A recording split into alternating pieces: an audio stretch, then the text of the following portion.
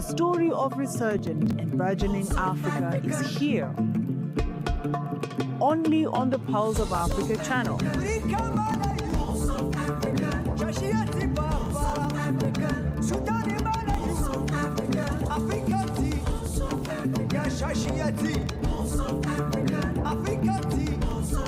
Pulse of Africa, the face and voice of Africa.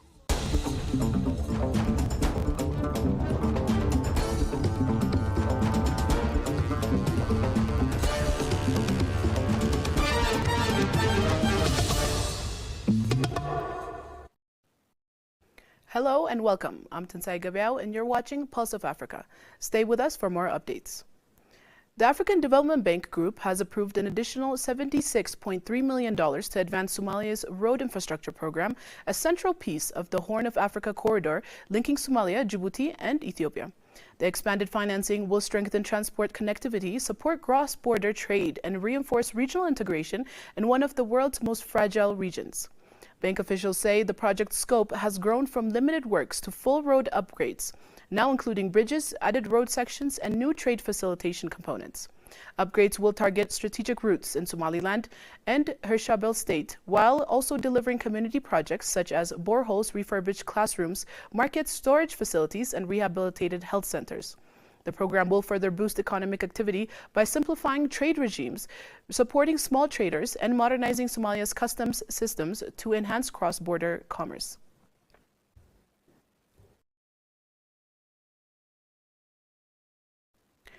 Across drought-stricken Chad, reliable water access is reshaping communities as the $141.4 million semi-urban and rural drinking water supply and sanitation program brings clean water, improved sanitation, and new economic opportunities to more than 500,000 people.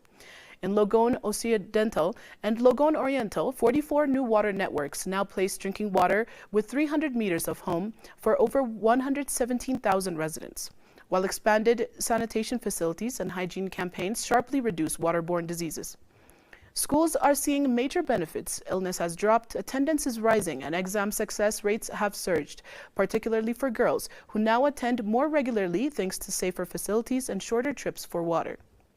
The project is also creating jobs, training more than 2,300 young people, and empowering women's groups to run sanitation services and recycling enterprises, opening new paths to income and independence. Community leaders say the program is delivering lasting change, strengthening health, education, and local economies as Chadians gain the tools to shape their own future.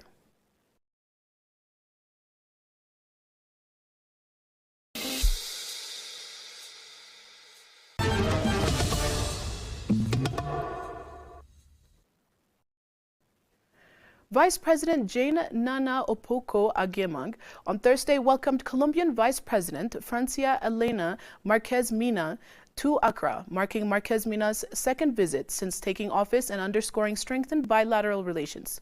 The vice president described the visit as reaffirmation of deep, long-standing, and mutually respectful relations, praising Marquez Mina's work on racial equity, human dignity, and reparative justice causes that resonate with Ghana's leadership in restorative justice. On trade, the Ghanaian vice president highlighted the African Continental Free Trade Area as a gateway for Colombian businesses to Africa's 1.3 billion strong market, citing opportunities in agriculture, digital innovation, climate resilience, and trade investment. She also noted that improved air and maritime connectivity will be key to unlocking this potential. The visit concluded with the signing of a memorandum of understanding between Colombia's Diplomatic Academy and Ghana's Foreign Service Institute to promote academic and institutional cooperation. Both nations hailed their partnership as a model of South-South collaboration beyond traditional North-South development frameworks, according to Jubilee House. Ghana and Colombia have maintained friendly relations for decades, cooperating in trade, education, and cultural exchange. Both countries share a commitment to reparative justice and human rights, fostering partnerships that strengthen South-South collaboration and promote mutual economic and diplomatic growth.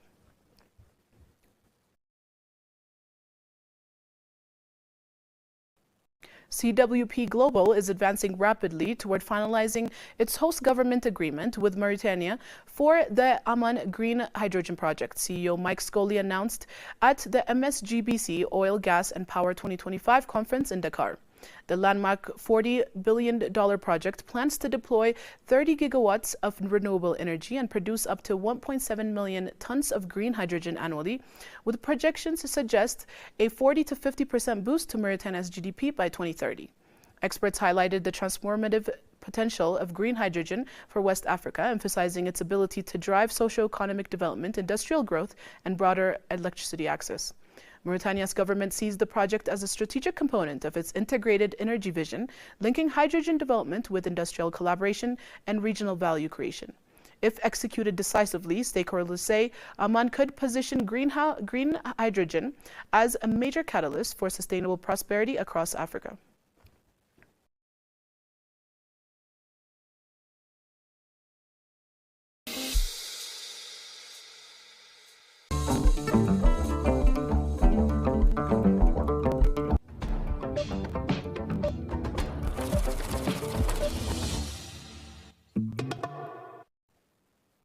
Moving on to business news, the Democratic Republic of Congo has pledged to honor cobalt export quotas for 2025 as shipments are set to resume within days, its mining regulator, ARICOMS, said. The world's top cobalt producer, supplying over 70% of global output, has paused exports and introduced quotas in October to curb oversupply and stabilize prices, but implementation delays stalled shipments. Glencore is among the miners cleared to pilot the system, with the first cargo moving after 10% royalty payment through ARICOMS has not disclosed exact volumes or timing. The quota framework allocates 18,125 metric tons for Q4 of 2025 and caps annual exports at 96,600 tons from 2026, with top shares going to China's CMOC and Glencore, while 10% is retained for a strategic reserve. Analysts warn that lack of transparency around the 10% strategic stock could pose market risks, underscoring the importance of robust controls and clear communication from authorities.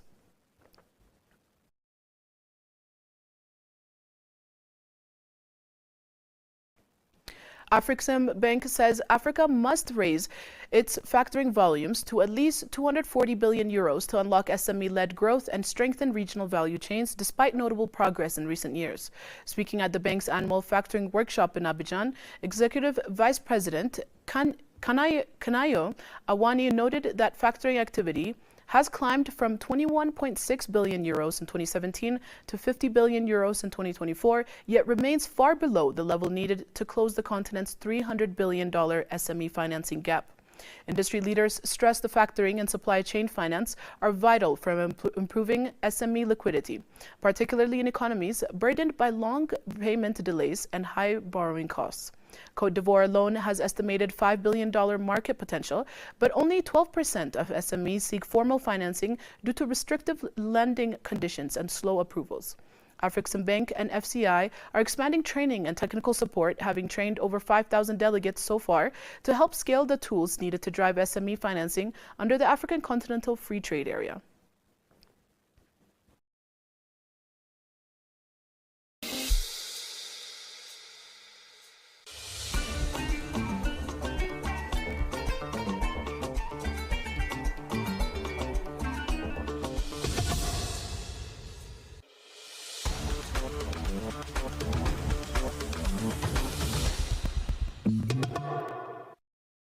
Now to sports. The Wanda Diamond League has released a shortlist for the 2025 Moment of the Year, celebrating a season marked by world records, breakthrough performances, and packed stadiums across 3 continents. Fans are invited to vote for their favorite highlight from a year that delivered historic throws, unforgettable pole vaulting, and record-breaking middle and long-distance runs. Among the shortlisted moments are Jillian Weber and Neeraj Chopra, both breaking 90 meters in a single javelin showdown in Doha, and Mondo Duplantis clearing a home soil world record 6.28 meters in Stockholm. Eugene produced 2 world records. Beatrice Chebet became the first woman to run under 14 minutes in the 5,000 meter race.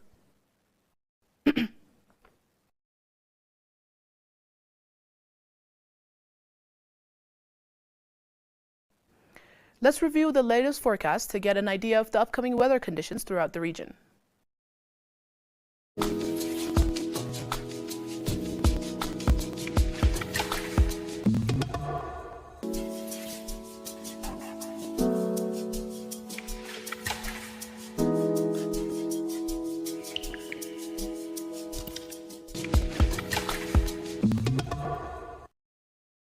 That wraps up our broadcast from POA News for this hour. Thank you for joining us and stay tuned for more updates from Africa.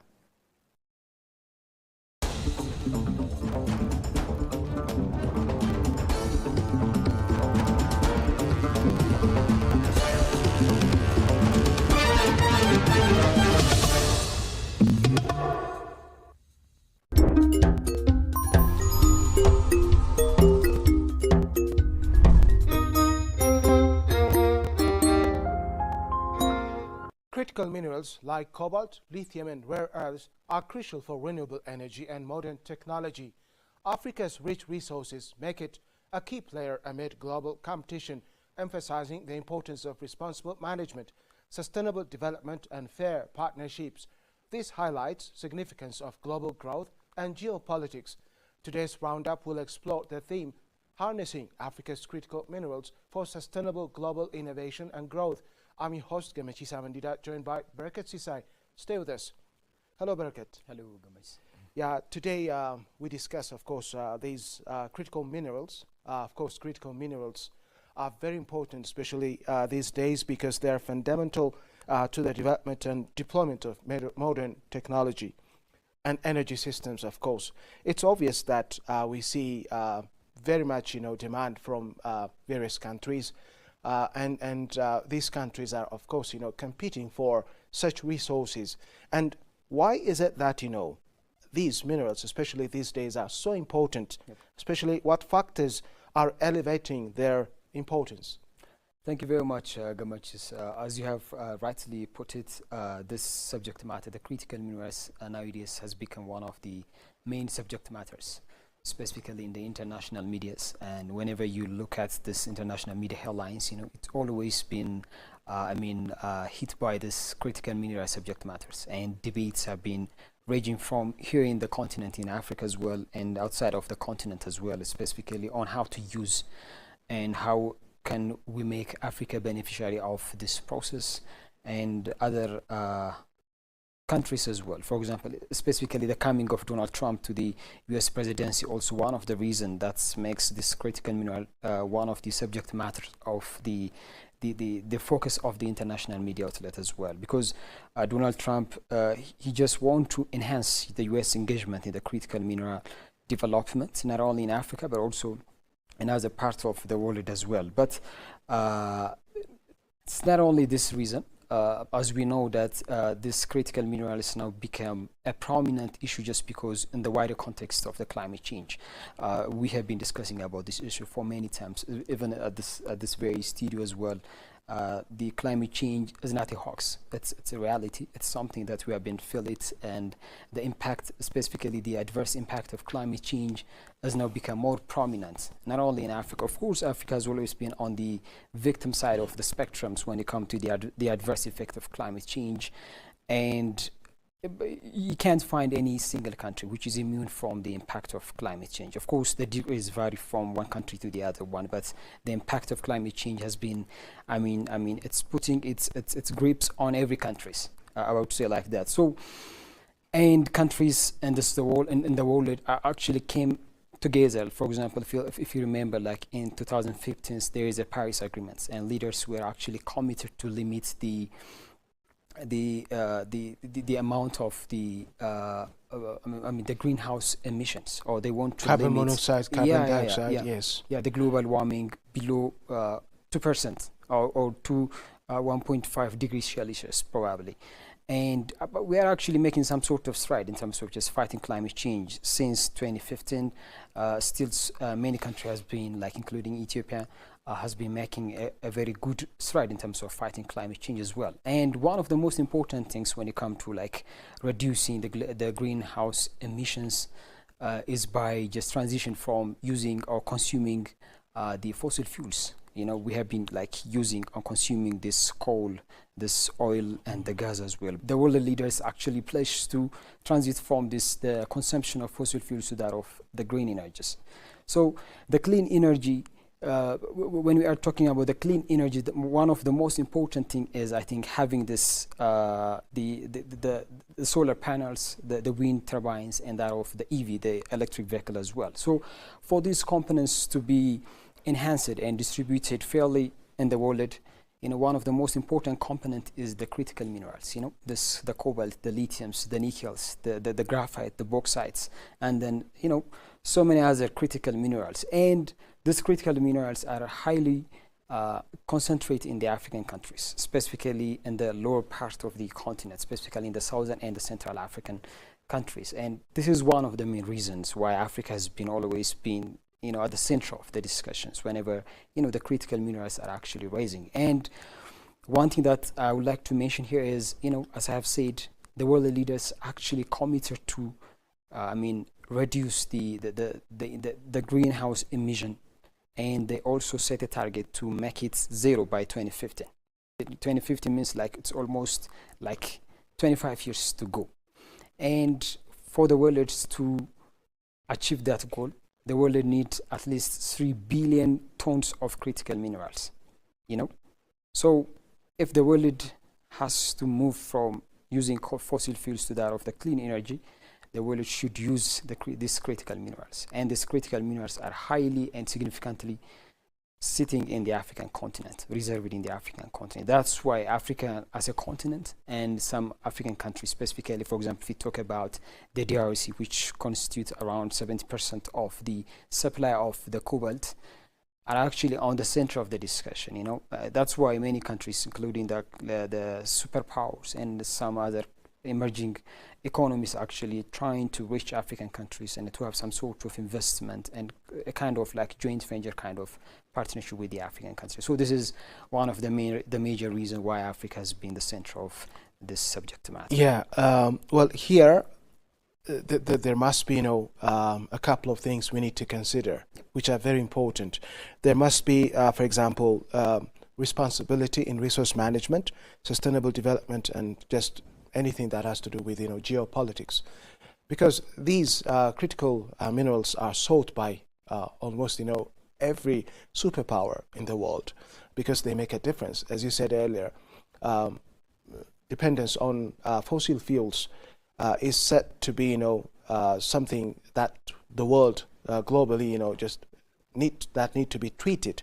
And if that is the case, then the demand for these minerals gets high and high. And since, of course, even though Africa is a continent with abundant resources of such minerals, of course, they are limited.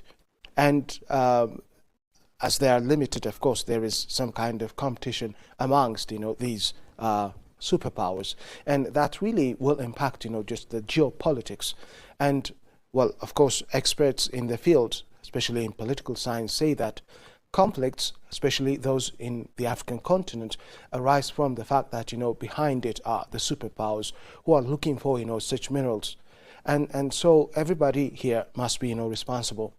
For the sake of these minerals, people should not die. For the sake of, these minerals, political challenges or anything that has to do with, displacement of people, as conflicts arise in different parts of Africa, they are eminent, of course. They are, the things that we observe, which are, something that stand, just behind the need for these minerals. So both developing countries, especially those in the African continent, and the superpowers, need to be responsible. When they try to have access to these minerals, they have to make sure that they are not, affecting the continent negatively. And African nations need to make sure that anything in relation to this mineral extraction has to be done, in a way that is peaceful and proper. Of course, we'll come to it later. Well, my second question is, of course, African countries, have these abundant resources, and how is it possible for them, to leverage, these resources, and what should they do exactly in order to benefit from these abundant resources? Because you have the resources does not mean that you benefit from them. There are many factors you need to consider. There are homeworks you need to do, in order to be able to harness, these resources properly. Unfortunately, Africa is, a continent with such minerals abundantly. However, it hasn't utilized, these resources yet, we can say. and what exactly is lacking in African countries in the way they deal with mineral resources or extraction of these mineral resources and use them in a way that is, of course, benefiting the nations. Thank you very much. Gamache. This is the most important part of our discussion. I mean, as we know that like this mineral extraction is not a new thing for Africa, we have a long history of raw material extraction in Africa, specifically in the colonial time. There was like raw mineral extraction, and as you know that pattern of extraction was actually put Africa at the disadvantaged position. Doesn't really help Africa to prosper, to propel its growth. Now we have to change the course of the resource extraction process.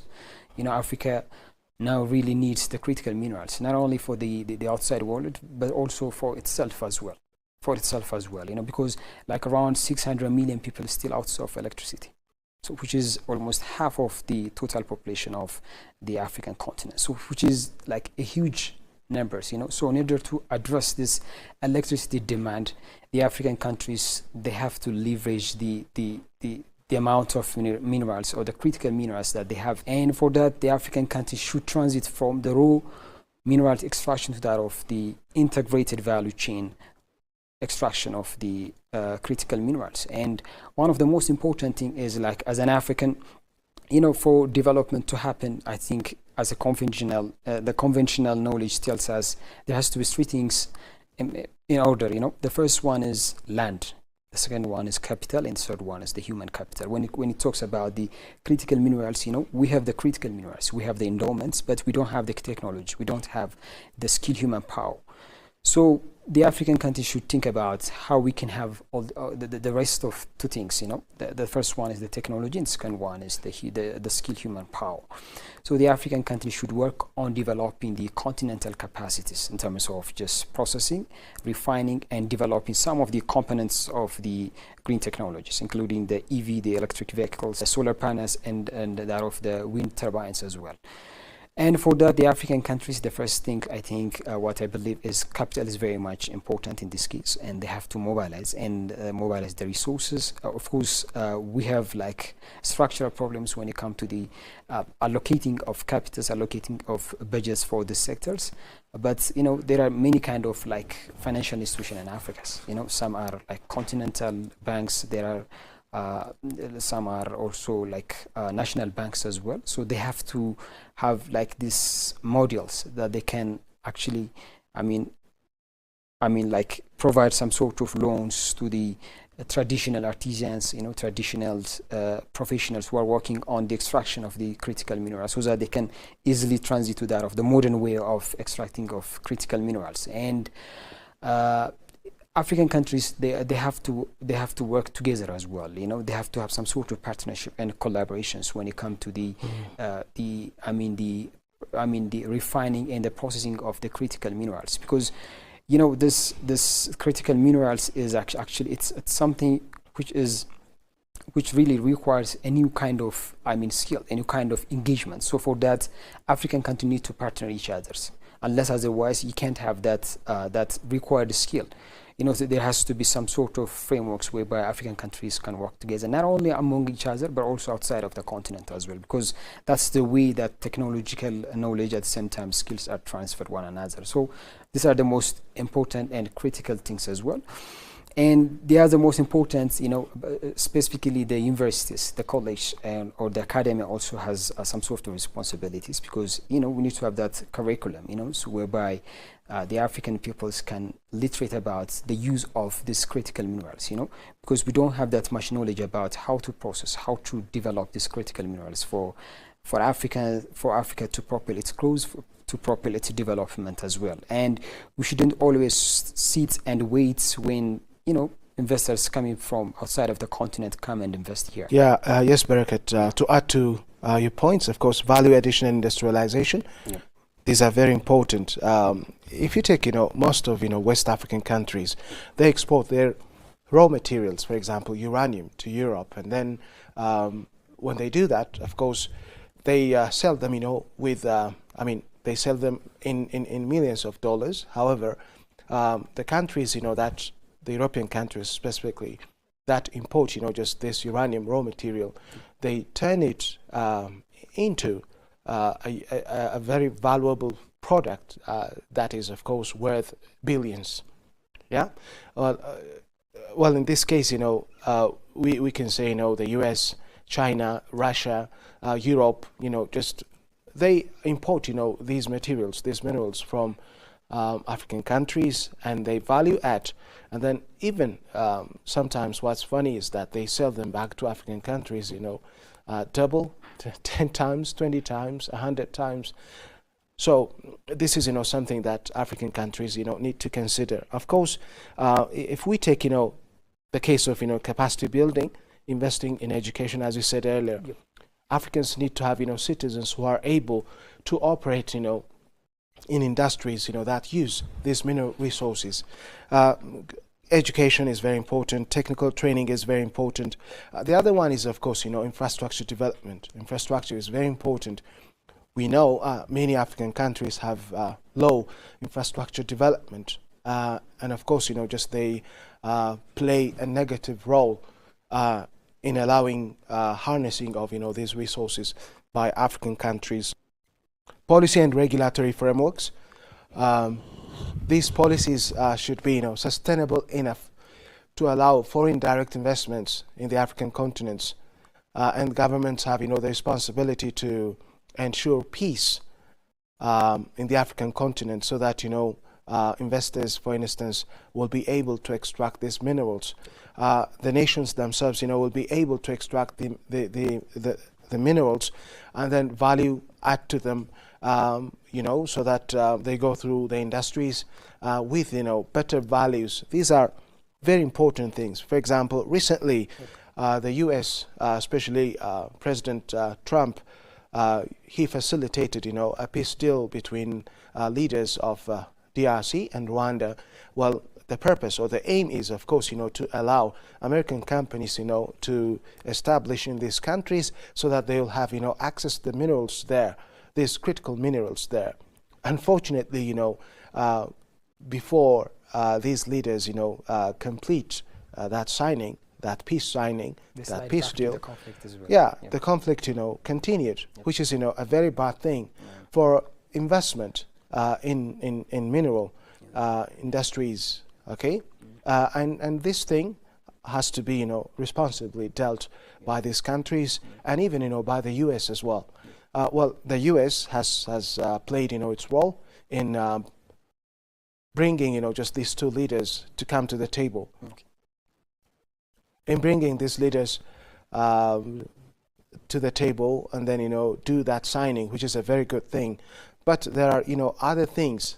How about, just the political scenario in these countries? Yeah. Well, Americans have, the expertise, the capacity to come in and just, do the right thing. And the role that is played by the U.S., by the superpowers, and by respective African countries is very, very clear. Yeah. Just to add on what you have already mentioned about, I mean, the value addition issue is one of the most important things when it comes to, the beneficiation of the critical minerals toward the African countries. As we have said, if you look back on the colonial structure of the raw material extraction, it really put Africa at the victim end of the spectrum, and now it has to be end once and for all. And for that, I think that the best solution is the value addition process. We shouldn't. We should stop. The raw material export into the international market as well. And previously, when the African Climate Summit was held in Addis, and the United Nations Commission for African Secretary General, Mr. Claver Gatete, said that the African countries should stop altogether the exporting of the raw materials, specifically the critical minerals, and they have to add some value on it. For this, I think one of the most important thing is the R&D, which means the research and development. As I have said, this academy, these universities, the college, they have a particular responsibilities in terms of just change, because knowledge is the most important things when you come to just refining processes, something like this one. If you don't have any knowledge, any skill about how to deal with this critical minerals, you can't do anything, so that's African countries, they have to channel millions of dollars to the research and development, unless otherwise, for example, I was trying to look at some papers before I get to this studio to discuss about this issue, and some of the papers say that African countries doesn't have the exact numbers regarding the amount of critical minerals that they have. It is an estimation that we have been talking about. So if you look at how much of these critical minerals are actually in use, we don't have clear knowledge, clear data about this one. So African countries need to do some precise research, scanning of these issues, and they have to bring to the table for discussion, and they have to forge some sort of solution about it as well. Yes, Barakat, by the way, the African continent in general, its resources, they are so abundant that I don't think it has been the amount of resources, the varieties of resources have been identified. I don't think so. Well, this shows that African countries don't have the capacity to identify the minerals, the resources they have, and of course this shows that they need to collaborate with the global community. These advanced countries, the superpowers, know much about them. And even, in some cases, they just come up with, a big surprise. They just tell you that, an element with this and that feature, with this purpose, has been identified. They just give you a surprising news. They surprise you with, an extraordinary discovery. And even, if you don't have the expertise, you don't know what that particular mineral serves for, and well, what I'm saying is African countries need to collaborate with the global community, especially within institutions in rich countries in China, in the US, Europe, etc., Russia, so that just they will be able to identify just more of the resources they already have, because unless and otherwise you discover these resources, they mean nothing. So identifying them is very important, and then investing on them is very important. Of course, using knowledge and skills to extract them and to give them value, or to add them value, so that you'll be using them for different purposes. These are very important things that need to be considered by African nations. So African countries need to work on technology transfer, facilitating the transfer of technology to process these raw materials, to refine them, and to manufacture technologies from developed countries or multinational corporations to African industries. These are very important things that need to be considered by African nations, not only by African nations, of course, by developed nations. Well, during colonial era, we remember just colonizers come to Africa for the sake of accessing the resources, and they still can access these resources by collaborating with African nations. And the problem here is, of course, African countries, lack many things. For example, technology, knowledge, skill, experience, in terms of, accessing these resources and improving them and make them, usable. So if both African countries and these international institutions or other advanced countries, engage in extracting, these minerals and working on them so that, both parties can benefit, is, something that needs, attention from, African countries and from other advanced countries. Barakat, let me take you to my next question. Well, how might Africa's dominance in critical mineral supplies influence global geopolitics? Does it have, any impact on global geopolitics, generally speaking? Yes, and of course, particularly, this time, because we said earlier that countries almost everywhere, for example, take China. China is one of the nations that produces electric vehicles, export electric vehicles, throughout the world. And if you look at data, you learn that Chinese government, of course, gives more attention than ever to the uses of electric vehicles, which means most of the vehicles in China are becoming electric vehicles, and countries like ours, developing countries in Africa as well, are following just the same footstep, the footstep of China. They say, of course, this climate change is imminent, and we've suffered from the impact of climate change, and in order to curb the impacts of climate change, we need to move to EVs. And yes, Africa has become very important in this case, because these mineral resources, which we use for manufacturing of batteries, are available in the African continent.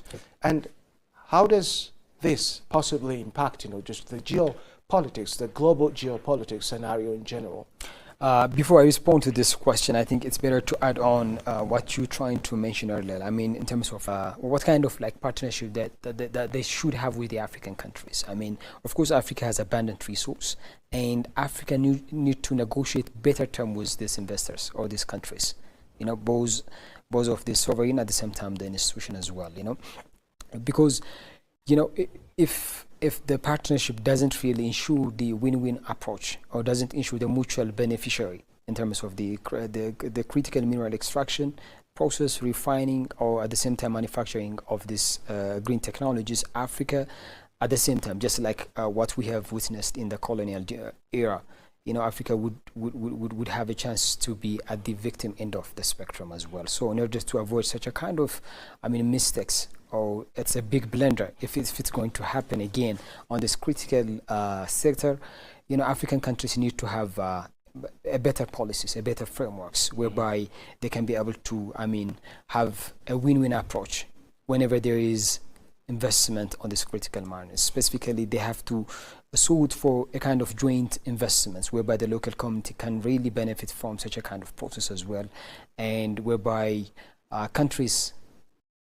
African countries can really benefit from this process of critical mineral development as well. And the most important thing, as we have already mentioned, about the technology transfer, at the same time the capacity building need to be at the center of the discussion whenever there is an investment which is coming from the outside of the continents to invest in the critical mineral development sector. That is the most important thing, and need to be taken into consideration by the African countries. That's what I would like to mention. Just to come to your fourth question about how might the African dominance in African critical mineral supplies influence global geopolitics? Of course, it has a lot of positive impacts. So when the African countries control this full value chain of the critical mineral extraction, process, refining, and manufacturing of the green technologies, Africa would have a better negotiating terms, and then it's going to be one of the bargaining chips for Africa to have a better stance at the international political space, at the same time the international economic space as well. So it would redefine or recalibrate the geopolitical orientation of the world as well. Because, for example, you were talking about some of the superpowers. If you look at what really drives them to be the superpower of this world, because of their economical capacity. If Africa be able to drive a good economic capacity out of this critical mineral development, Africa, just like other superpowers, other emerging powers, would have a better influential capacity, so that it would redefine the geopolitical composition of the world. At the same time, Yep. I believe. Yep. Actually, it's my personal opinion. I believe if Africa has that knowledge, skill, technology to be able to extract these minerals, Yep. to add value to them, and then, be in a better position in terms of utilizing them, that will still be beneficial for the superpowers or for these advanced countries. Yep. Because the involvement of Africa will be more, Yep. allowing it, to extract more of its resources. At the same time, we shouldn't forget that, corruption is, one of the biggest enemies to Africa. And unless and otherwise, Africa manages corruption or corrupt practices, like, if you take China, for instance, the Chinese government is firm in terms of treating corrupt officials. We have observed in many situations, in many cases, capital punishment has been given to these corrupt Chinese officials. So, well, I'm not suggesting capital punishment for African countries, because maybe we have just different way of handling it. But still, African countries need to be cruel enough to punish corrupt practices in general. They shouldn't encourage corrupt individuals, corrupt professionals, corrupt authority, anyone who is engaging in corrupt practices should get punished. And that allows African countries to be firm, to be beneficiaries from their own resources. And legal and regulatory frameworks need to be in place in order to control such practices. And at the same time, transparent way of doing things must be put in place as well. The policy must be transparent. The stakeholders who involve in whatever that has to do with mineral extraction, selling it, etc., need to be well informed regarding just the way things go. And the other one is, of course, stakeholders, including people or citizens at grassroots level, need to be beneficiaries from extraction of these resources. And whatever you do with these resources, you have to respect especially the local people, citizens in general. So when everybody has a share from the pie, of course their involvement will be good, and they'll have good attitude towards the government's practices. What the government does in general will be easily acceptable to the people, and that's very important thing. Specifically, when you're talking about this corruption things, or there were times when Africa has had, or when critical minerals become a curse for Africa. Because, yes, specifically when you come to the administration, you have been talking about the administration regarding, or the critical minerals need to be transparent, at the same time need to be accountable whenever something bad things happen there. And the kind of this kleptocracy, those who are in the echelon of the governmental office, they were using this system for the enrichment of themselves, for the enrichment of their relatives, their kinships, and they were creating a kind of patronage, this kind of like networks of the corrupts. Nepotism as well, So such a kind of things need to be stopped here in Africa for once and for all, if Africa need to benefit from this critical mineral extraction and development. And for that, I think, for me, there has to be a system, as you have said, Nations must make sure that everybody benefits, even though not equally exactly, but in some way everyone involved, especially citizens, should benefit from the transaction related to minerals or these resources. Barakat, I think we need to wrap our program right here. Barakat, thank you very much for the wonderful explanation you've given us. Viewers, thank you very much for watching our program, which ends right now. Next time, we'll come up with a new edition. Until then, goodbye.